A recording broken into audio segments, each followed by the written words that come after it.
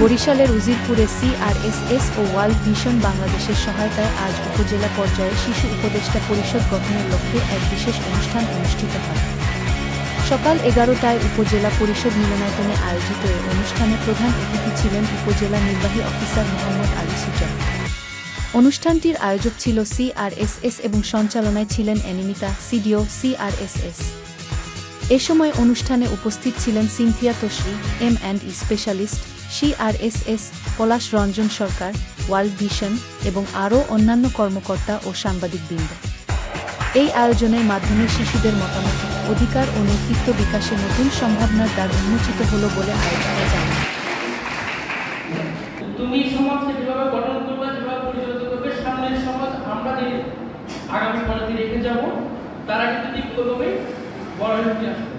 সমাজে বাল্য বিবাহ বলতে শুধু যে একটা মেয়ের ক্যারিয়ার ক্ষেত্রে আমি দিচ্ছি ওটা নয়, তার শারীরিক সহ বিভিন্ন নানা সমস্যা সে বাল্য বিবাহ যখন সে পড়ছে।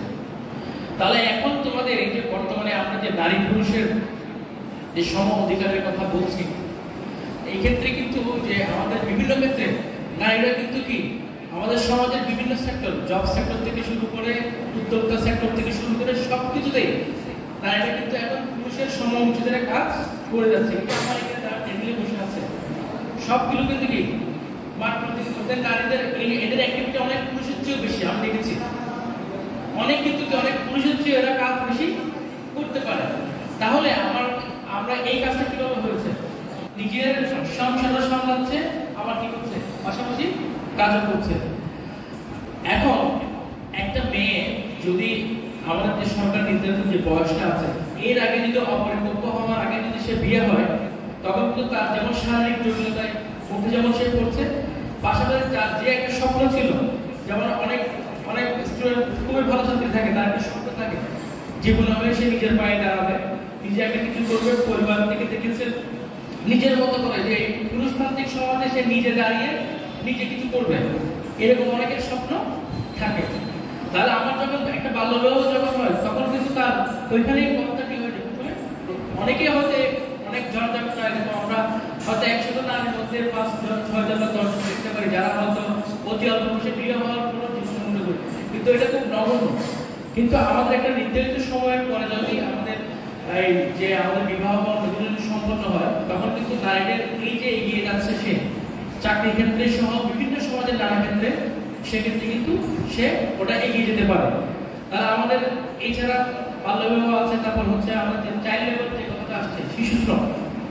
এখন কিন্তু এটার একটাই কারণ যে আমরা যখন প্রাথমিক পর্যায়ে কিংবা মাধ্যমিক পর্যায়ে যখন স্টুডেন্টরা পড়াশোনার বাদ দিয়ে যখন জোরে পড়ছে, তখন সে কি করবে?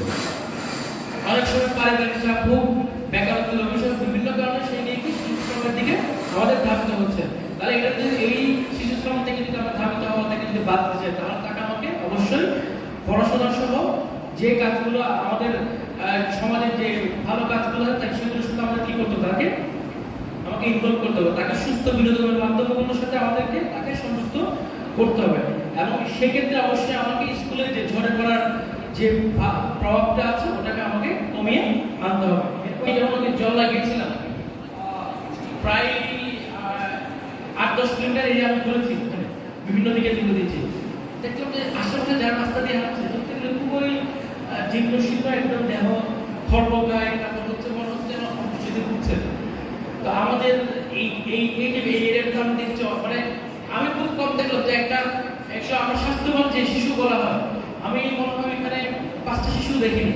অনেক এলাকা ঘুরেছি, স্কুলগুলো তাদেরকে দেখেছি, সবাই কিন্তু একটু কি জীর্ণ শীর্ণকায় অবস্থা এবং শরীরে মনে হচ্ছে অপুষ্টিতে ভুগছে, যেমন তারা খোলা মন্দ সব বিভিন্ন বিষয়ে ভুগছে, এরকম আমার মনে হয়েছে। এখন আমি ওদেরকে ধন্যবাদ, বিষয়কে ধন্যবাদ জানাবো যে তারা পুষ্টিসংগত অধীনে আমাদেরকে একটা ডেমো দেখিয়েছে, এই পুষ্টি নিয়ে তারা ব্যাপক এইগুলোতে কাজ করছে। তাহলে তোমাদের দায়িত্ব কি? তুমি একটা স্কুল হয়ে তোমরা এই যে অ্যাডভাইজারি হবে, এটার দায়িত্ব হচ্ছে কি যে তোমাদের যারা সহপাঠীরা আছে কিংবা ওদের ভাই বোনরা আছে তাকে ওই যে পুষ্টি খাবারের বিভিন্ন ওনারা কিন্তু একটা ভাগ করা আছে যে একটা পুষ্টিকর খাবারের একটা তালিকা কিন্তু দেওয়া আছে, ওইগুলো নিয়ে তোমাদেরকে সচেতন করা।